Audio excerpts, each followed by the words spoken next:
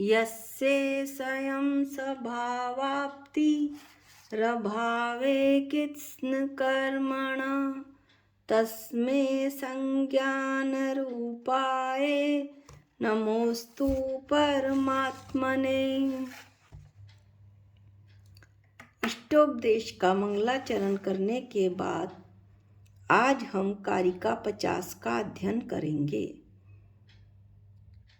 आचार्य बतलाते हैं कि कारिका 49 तक शिष्य को विस्तार के साथ समझाकर अब पूज्यपाद स्वामी अत्यंत करुणा से कहते हैं कि अर्थ स्वरूप को संक्षेप के साथ शिष्य के मन में बैठाने की इच्छा से कहते हैं कि हे सुमते, अच्छी बुद्धि वाले, बहुत कहने से क्या, हे उपादेय तत्वों को संक्षेप में भी बुद्धिमानों के हृदय में उतारा जा सकता है और उन्हें सार रूप में बतलाया जा सकता है।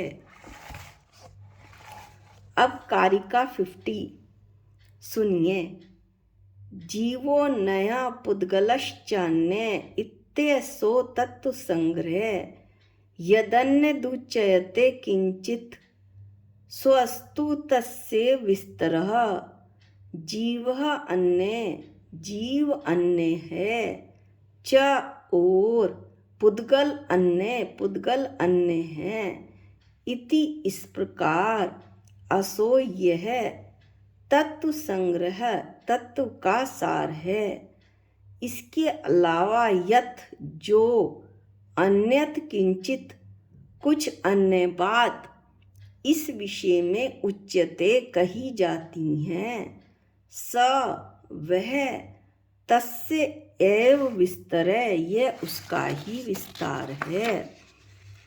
अर्थात आचार्य कहते हैं कि शिष्य को बताते हैं कि ग्रंथ का सार क्या है। जिस तरह लोक व्यवहार में प्रादेशिक समाचार आते हैं, बाद में 2 मिनट में उस समाचार का सार सुना दिया जाता है, उसी प्रकार आचार्य पूज्यपाद स्वामी ग्रंथ के अंत में तत्व का सार बता रहे हैं।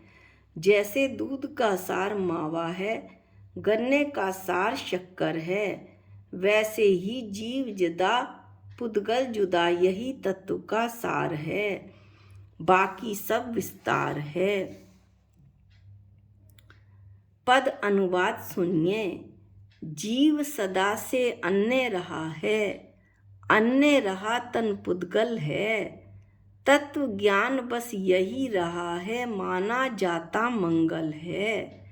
फिर भी जो कुछ और कथन यह सुनने संतोष से मिलता, मात्र रहा विस्तार उसी का, तत्व ज्ञान से तम मिटता, तत्व ज्ञान से अज्ञान रूपी अंधकार मिट जाता है। अब शिष्य कहता है कि कुछ ऐसे उदाहरण बताइए जहाँ आचार्य मुनियों एवं आरिकाओं ने धर्म का सार संक्षिप्त में दे दिया हो। एक बार गुरुदेव के पास कुछ श्रावक आए और कहने लगे, महाराज हम लोग बहुत दूर से आ रहे हैं एवं अभी जाना है, अभी मात्र 2 मिनट में धर्म का सार बतला दीजिए। आचार्य श्री जी ने कहा, आज तक तुम्हें जो अच्छा लगा वह अधर्म है और आज तक तुम्हें जो अच्छा नहीं लगा वह धर्म है। एक मुनिराज ने भील को धर्म का सार बताते हुए क्या त्याग करवाया था, कौवे के मांस का। इसी प्रकार एक आरिका ने विजया नामक बालिका को धर्म का अध्ययन कराने के बाद धर्म के सार के रूप में नियम दिया था कि कृष्ण पक्ष में ब्रह्मचार्य से रहना। एक श्रावक ने एक मुनिराज से पूछा, धर्म का सार क्या है? मुनिराज ने कहा, बाहर यह जो कुछ भी दिख रहा है वह तुम नहीं हो और वह तुम्हारा भी नहीं है।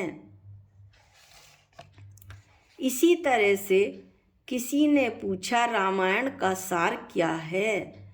तब एक कवि ने कहा, राम और रावण दो जन्ना, उनने उनकी नार हरन्ना, इससे उनने उनको मारन्ना, इतनी सी थी काथन्ना, और तुलसी लिख गए पोथन्ना। प्रयोजन भूत तत्व क्या है? अब शिष्य फिर पूछता है। शरीर पृथक और आत्मा पृथक है। आचार्य समंतभद्र स्वामी जी ने भी रत्नकंठ शाकाचार्य में सामायिक के समय इसी तत्व संग्रह का चिंतन करने को कहा है। कैसे? यह शरीर कैसा है? अशरण है, अशुभ है, अनित्य है, दुख रूप है, आत्मा से भिन्न जड़ स्वरूप है। इसके विपरीत आत्मा कैसा है? आत्मा चैतन्य स्वरूप है, आत्मा मोक्ष स्वरूप है, आत्मा शरण रूप है, शुभ है, नित्य है, सुख स्वरूप है। उसी प्रकार आत्मा शरीर से पृथक है। सामायिक में इस प्रकार चिंतन करने से आत्मा और शरीर के सम्यक स्वरूप के प्रति आस्था दृढ़ होती है। आचार्य उमा स्वामी महाराज ने भी तत्वाद सूत्र में एक सूत्र लिखा है कि संसार एवं शरीर के स्वभाव का चिंतन संवेग और वैराग्य भाव की वृद्धि का कारण है। अतः सामायिक के समय पर यदि कुछ भी नहीं होता तो कोई बात नहीं, किंतु इतना तो होता ही है, इतना तो आता ही है कि शरीर आत्मा से भिन्न पदार्थ है, हमेशा मेरे साथ रहने वाला नहीं है। इतना याद कर लो तो काफी है। तत्व का सार तो इतना ही है और यही है। शिष्य प्रश्न पूछता है कि स्वाध्याय क्यों करते हैं? आचार्य कार्तिकेय स्वामी ने कार्तिकेय अनुप्रेक्षा में कहा है कि स्वाध्याय तप पर निंदा से निरपेक्ष होता है। स्वाध्याय में परनिंदा नहीं होती, दुष्ट विकल्पों को नष्ट करने में समर्थ होता है। जो हमारे मन में नाना प्रकार के विकल्प चलते हैं उनको नष्ट करने में समर्थ होता है। तत्व के निश्चय करने में कारण है। मैं आत्माहीन हूँ, मैं चेतन भगवान आत्मा हूँ, इसके अलावा मैं अन्य कुछ भी नहीं हूँ, और ध्यान की सिद्धि करने वाला है। ऐसा स्वाध्याय का रूप बतलाया गया है। अशिष्य फिर प्रश्न पूछता है, किस ज्ञान से मोक्ष होता है? आप्त मीमांसा में कहा है कि मोह सहित अज्ञान से बंध होता है और मोह रहित ज्ञान से बंध नहीं होता।